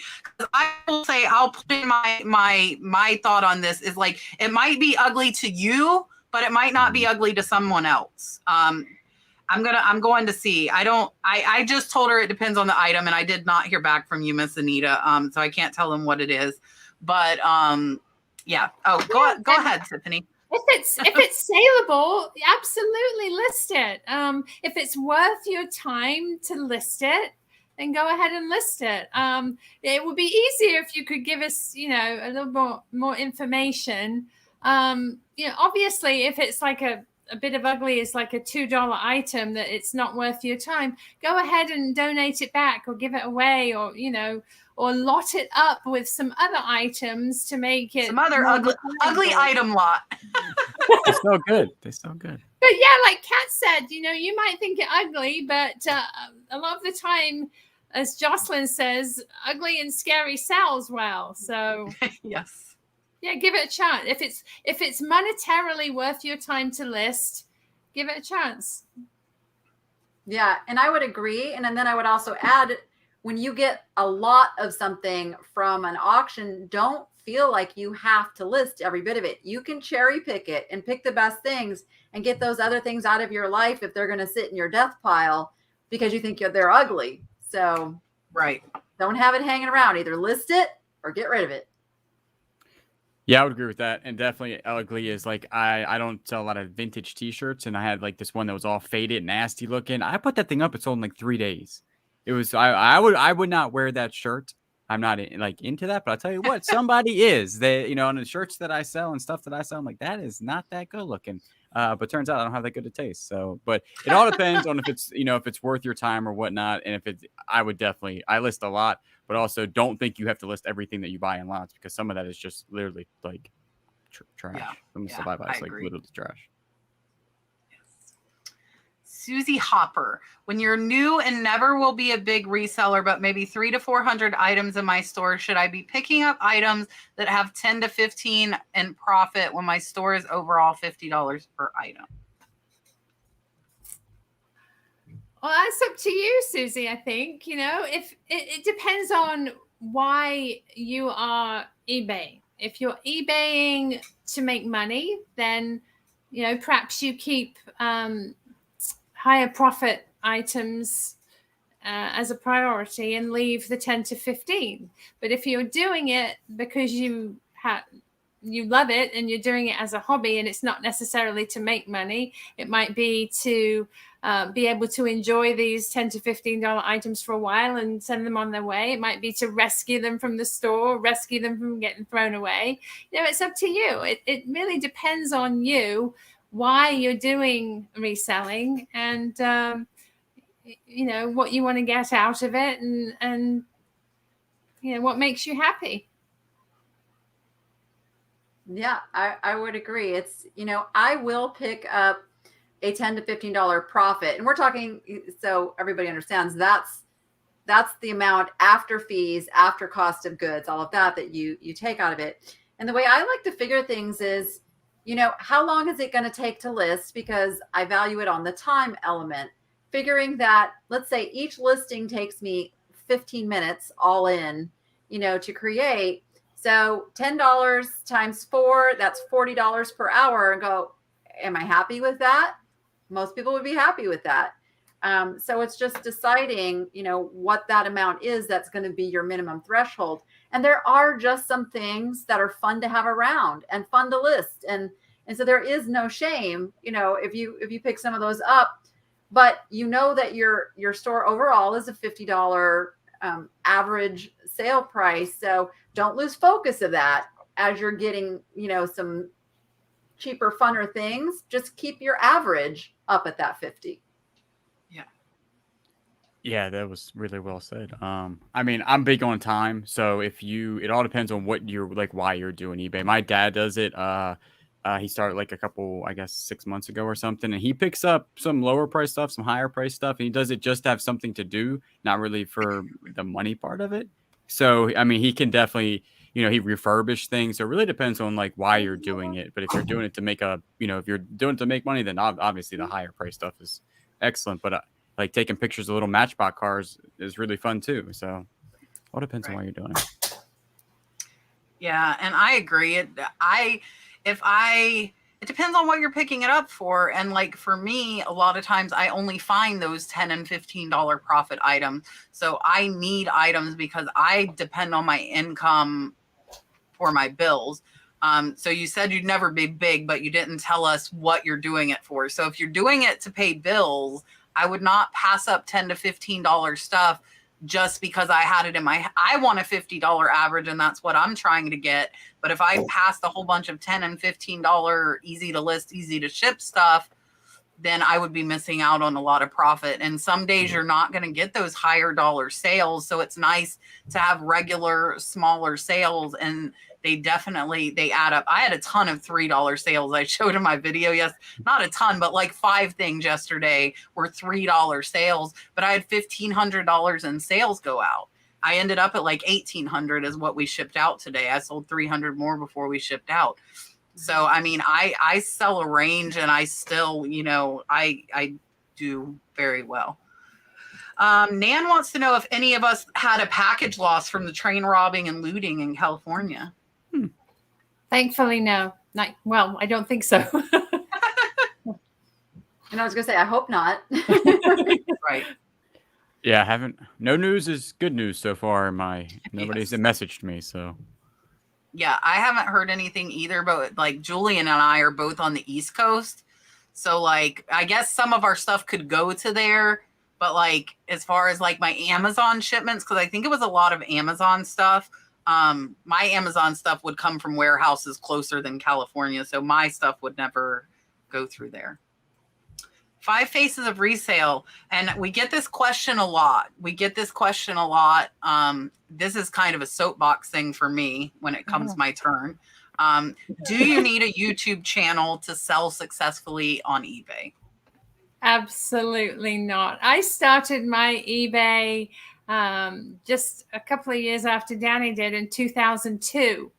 I did it as a hobby all the way through to 2014 when I lost my job, and then I went full time in 2014. And then earlier last year, 2021, is when my sweet husband pushed me into doing YouTube. So I've had my eBay store, or my eBay, I've been on eBay since 2002, only YouTube since last year. So you absolutely do not need a YouTube channel to sell on eBay. Yeah, I will tell you, my eBay has actually suffered because of my YouTube channel. I was up to doing about $30,000 a month selling on eBay at one point, and I can't do anywhere near that right now without taking on a team because there's just not enough hours in the day. YouTube is a huge commitment of time. Every single video takes 5 to 6 hours to produce. So you have to take that into consideration in deciding how you can prioritize and juggle time. But yeah, I was a successful eBay seller long before YouTube. So no, you do not need a YouTube channel. It doesn't hurt, but you don't need it. No. Yeah, I'm going to agree 100%. Actually, I would also agree that it has in the beginning because you don't get paid on YouTube until you get paid on YouTube. So, and then you still have to put in that much time on YouTube in the beginning. So every video you look on, 390 or whatever I have in the beginning, I was still spending 6 hours, 5 hours on that and making nothing. So it will tank your eBay, and you have to prioritize like, hey, eBay pays my bills. YouTube doesn't, so I have to get eBay done. Then my free time I can work on YouTube and get that finished. So no, eBay, I can say, has suffered tremendously from my YouTube trying to make videos and everything. So I actually had to pull back and say, because I did one a days also, and I was like, this is impossible for me to do and then be successful on eBay, because eBay again pays the bills. YouTube, it's doing better now, but still, a viral video doesn't. Viral video always helps something, I think that YouTube decreases eBay. I do think once you reach a certain point, it can help. Like, I feel like it's helping me a little bit. I get a little more viewer sales. I've never had a ton. I might get like 2 to 3 a week. But they're typically lower dollar sales just to like support the channel, like $10, $15, $20, occasionally higher. I had a couple of people go Christmas shopping in my store to show appreciation, which was nice. But YouTube takes a ton of time. And like Julian said, you're doing it for free.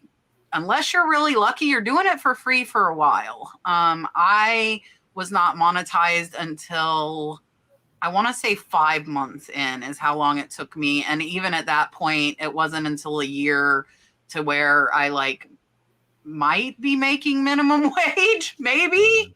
Because I'm OCD about answering my comments. So I answer every single comment still. And that takes like the first hour I wake up, and then I do it throughout the day to keep up. And yeah, so overall, I would say YouTube decreases your chance of selling successfully on eBay. So I would not start a YouTube channel with the thought in mind that it's going to help you on eBay. I would start a YouTube channel because you feel like you have something to contribute to the community that you feel like you need to share. I'm a teacher through and through, which is why, for me, I had to decide, even though thrifting videos get higher views, I want to teach. That's what I want to do. It's what I love to do. And I had to make that decision. And that's what I love, though. And I think if you don't love it, I'll probably go back to thrifting at some point, but it got to where I felt like thrifting was a job for YouTube and I wasn't enjoying it. So I stopped. And that's the nice thing with reselling in our channel. It's our channel. We can do what we want and what we like. And I think you should love what you're doing on YouTube, because people can tell if you're genuine and if you really like what you're doing. So I wouldn't do it with anything in mind except for I want to do this, and that's it. Oh, Julian beat me. Looky there. We got a $5 super chat. I like this. This is good. Miss Gloria Janik said a $5 super chat. Thank you so much. Here is your dolphin. Super chat. See, Brad will like this because Brad always yells at me when I don't see him for a while. So Brad will really like this. He'll message me, "Hello, you have a..." I'm like, okay. Thank you, Miss Gloria. It's perfect. It's perfect. Susie Hopper says, I hate selling clothes and shoes, but I'm sitting on high dollar inventory. Should I get Sellhound and sell it or sell as a local lot on Facebook Marketplace? Susie, don't spend time selling stuff that you hate. You don't tell me whether you have other stuff that you are listing that you love to list. I don't know. Do you have just clothes and shoes, high dollar inventory, and you don't have other things to list?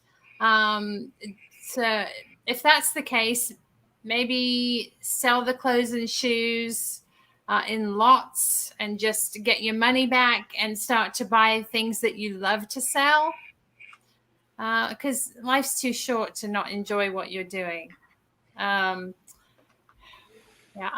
If I were you, I would lock up your high dollar inventory and sell it as a lot on Marketplace locally to just free yourself from it, get your money back on it, and use the money to buy what you love so you can list and sell what you love.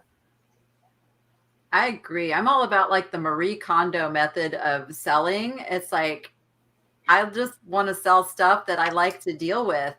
I can't tell you how many times I've gotten comments saying you passed this or you passed that. And I'm like, I don't care if that thing is worth $1,000. Like, I don't want to deal with it. Okay. Maybe $1,000 I would deal with Maybe. it.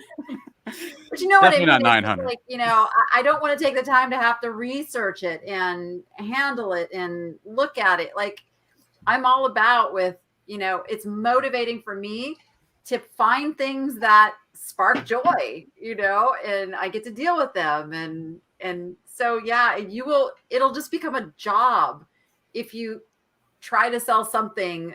I mean, yeah, and it's tough because you know there's money in it. You know it's got value. You probably put money into it.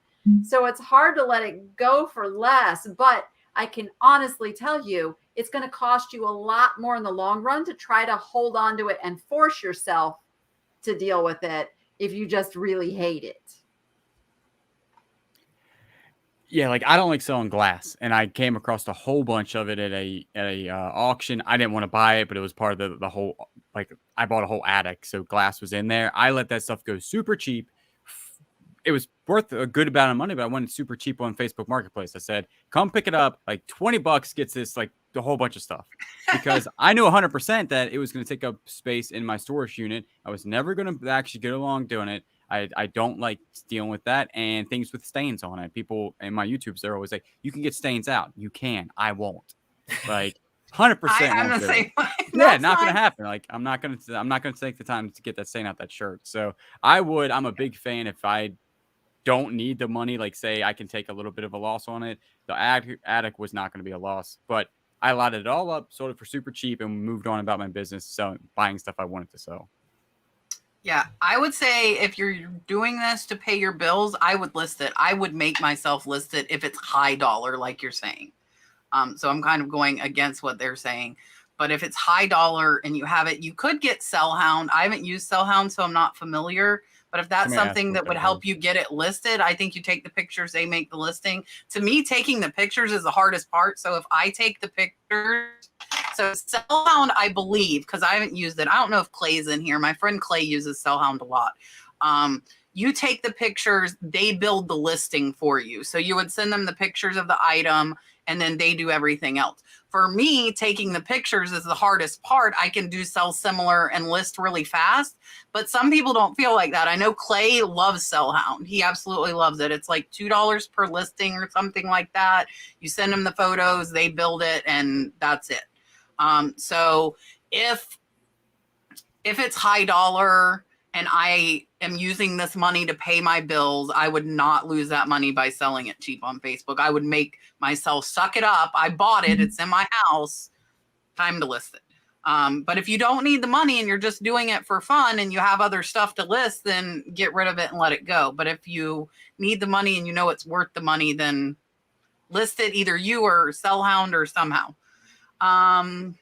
I will tell you guys, I'm only at 8:17. I did not even make it a half hour into our show on questions. So I might have to revamp how we're doing this as we are growing. Yeah. This is a good question from Jeremy. He wants to know, are any of us planning on doing whatnot auctions? I am a little scared of auctions, so I'm no, I'm not planning on that. I'm not sure what a whatnot auction is. No, I haven't. And I don't think, no, that's my easiest answer. So I will tell you, Whatnot is probably one of the hottest up and coming apps.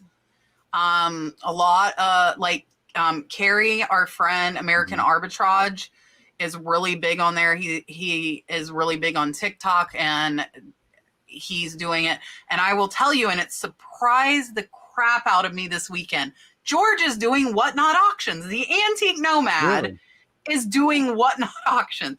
And he said he absolutely loves it. And I was like, George, you're on Whatnot? Like, what? So he said they do the shipping and everything for you. I think everything starts at $1. I'm not familiar with it. If somebody's familiar with it in the chat, it's an app. It's an app that you sell live, basically like our YouTube live sales, but there's like this big audience that's using it. It's a lot. I think Kevin Commonwealth Picker is doing it now. A lot of the bigger channels are on it. I don't know if I would, just because of time, that's why I don't do live sales. I have the audience. If I wanted to build a live sale audience, I probably could. But then I have to invoice everybody. And like the day after live sale, I'm like, man, now I got 25 things to ship, like in addition to eBay. And I'm not saying no, but I am not planning on it anytime soon, especially with my crazy camp mansion retreat. That's probably going to take all my extra time from now until April, because now I have to like make classes and PowerPoints and yeah. But it'll be fun. And after the first one, I'll have like my stuff ready, and then it'll be like really fun. But yeah, so Samantha wants to know, how did we find our niche? I don't know how to say it. Danni says niche, so maybe that's right, because that's her name. I don't really have one. I basically just thrift and buy what I like. I don't only do glass or only vintage or only pottery. I generally just buy what I like to have and what I know that my eBay store customers also like. So I think to answer your question, you have to deal in what you love and what brings you joy, and so you enjoy what you're doing. Don't sell stuff that you don't like. I mean, I don't like to sell clothes, so I don't. But on the other hand, I love shoes. Before YouTube, maybe 75% of my eBay store was shoes, because I find them easy to list, they're easy to sell similar, they're easy to shop for. But I sort of switched out of shoes because my YouTube viewers like vintage hard goods. I would say that's your niche now.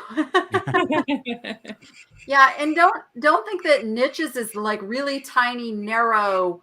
I can only sell like these 3 types of products. Your niche is your customer base.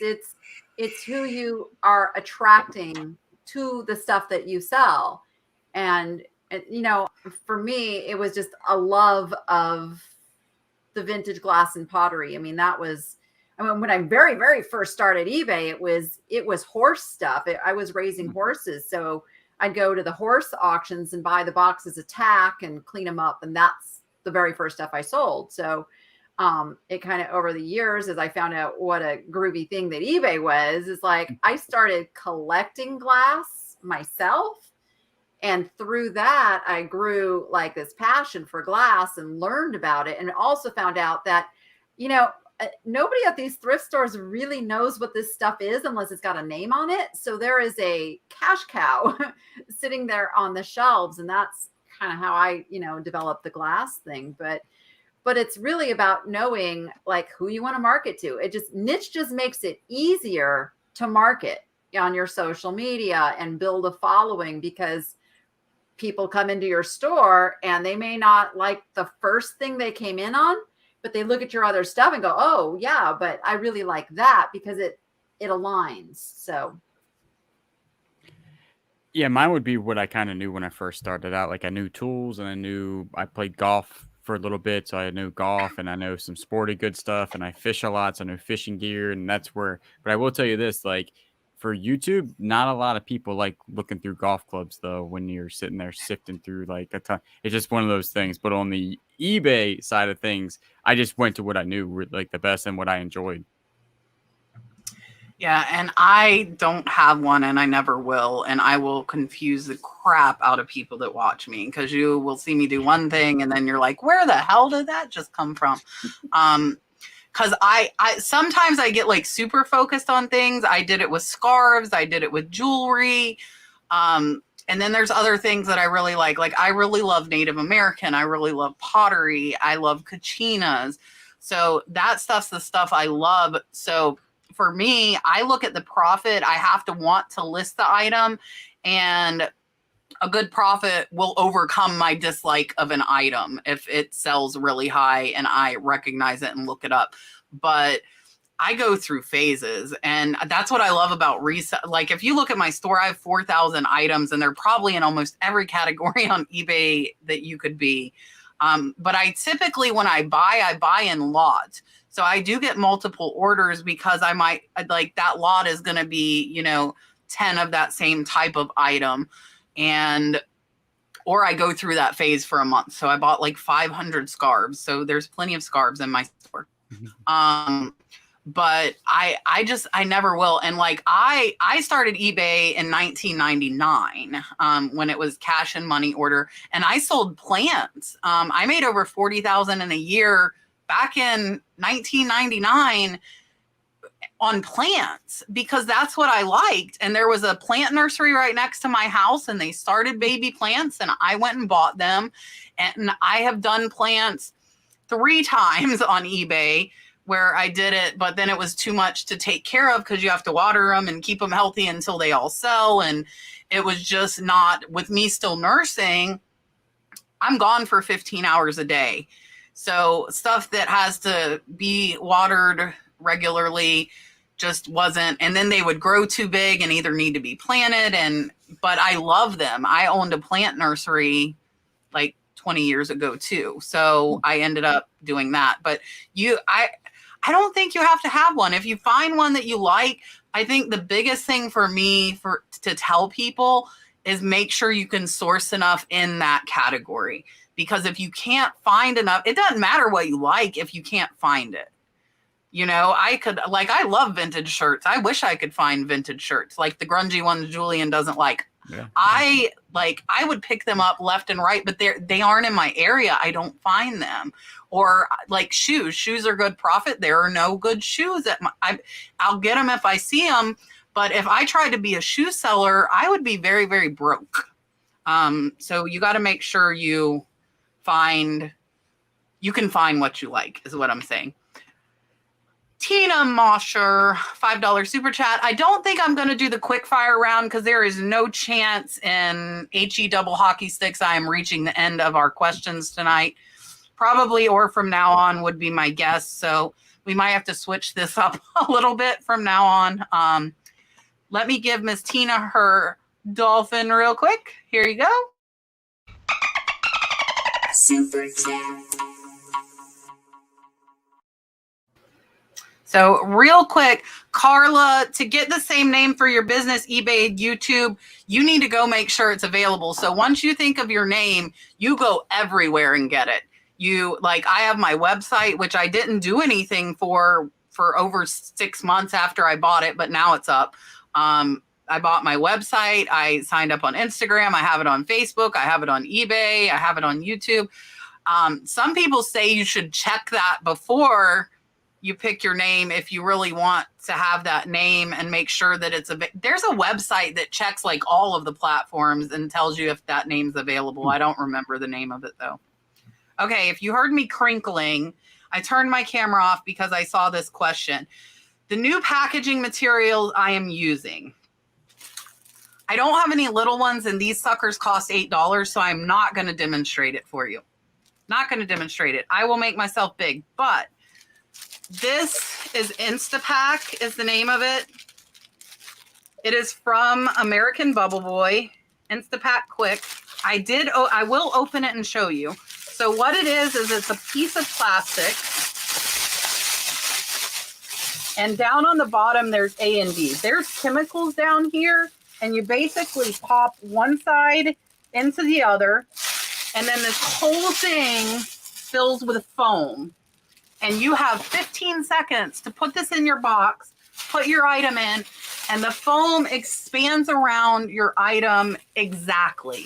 It contours to it. I ship $1,000 items with it, and they are expensive. But if that $900 Cinderella sells, guess what she's going in? This right here. Because there's hundreds of dollars in profit. So if I have to pay $16, these are like between $3 and $10 a piece. So like an 8x8 box, a small expensive figurine, it's like $3 a piece, so $6. But I only use it on really, really high profit items, and the foam contours. It does not stick to it. It is basically like you're making styrofoam to go around your item exactly, and it's absolutely amazing. I wish I knew about it before. How delicate can the item be? Very. I sent a couple of Kappa Di Monte pieces in it that. Okay, that's okay. Very. That might solve the dilemma I'm having. It's absolutely amazing. Joel actually messaged me and told me about it, the owner of American Bubble Boy, and I'm like, why didn't I know? Like, do you know how much wrapping a fragile stuff?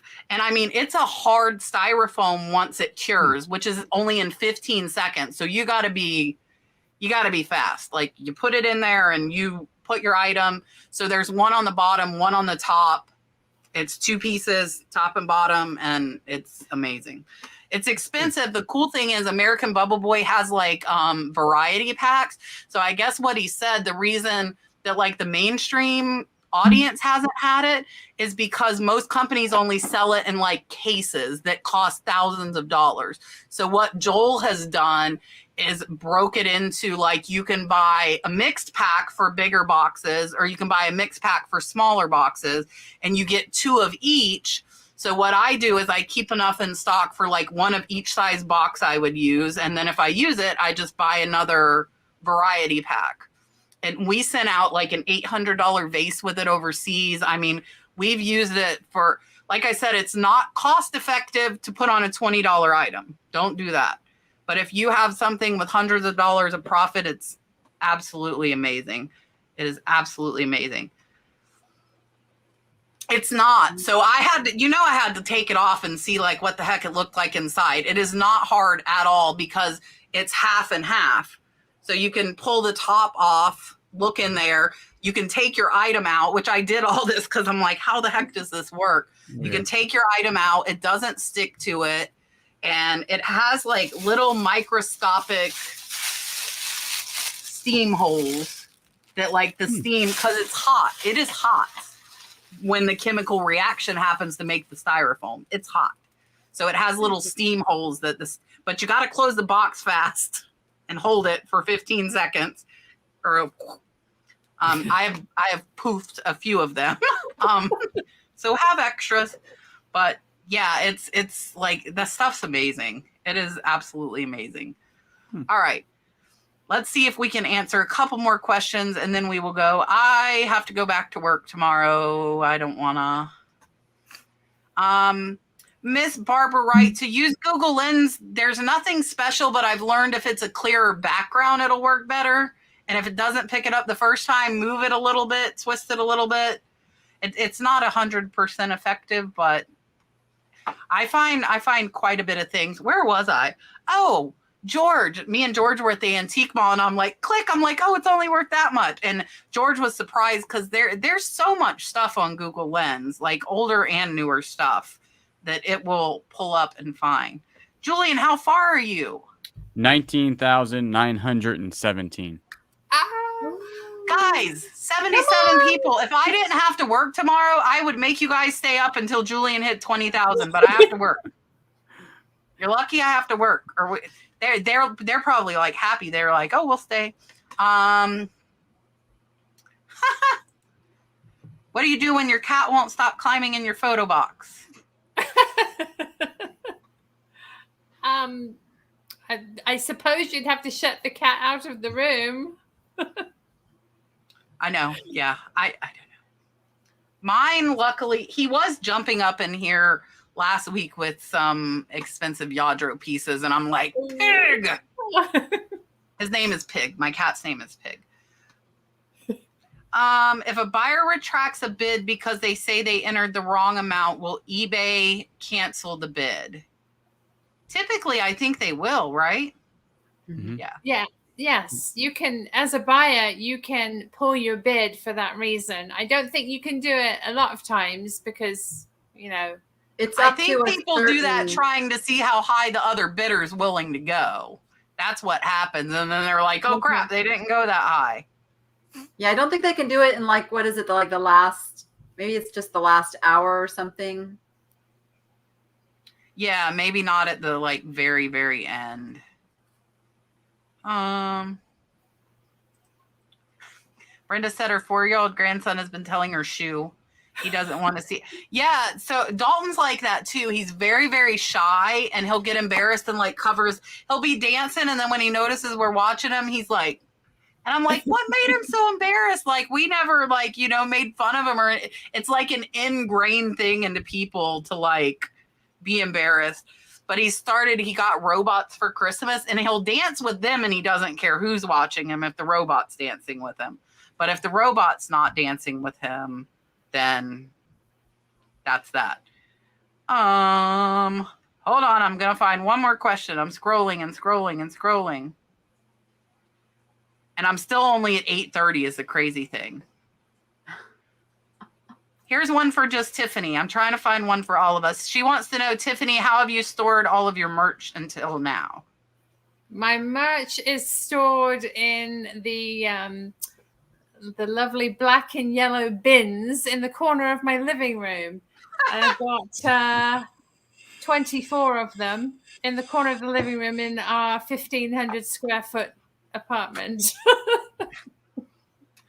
All right, look, the perfect question. I guess we will end this. So perfect. Richard is asking, can I talk about the Nurse Flipper retreat? This was not on purpose, by the way. I did not think I would only be at 8:30 in the chat.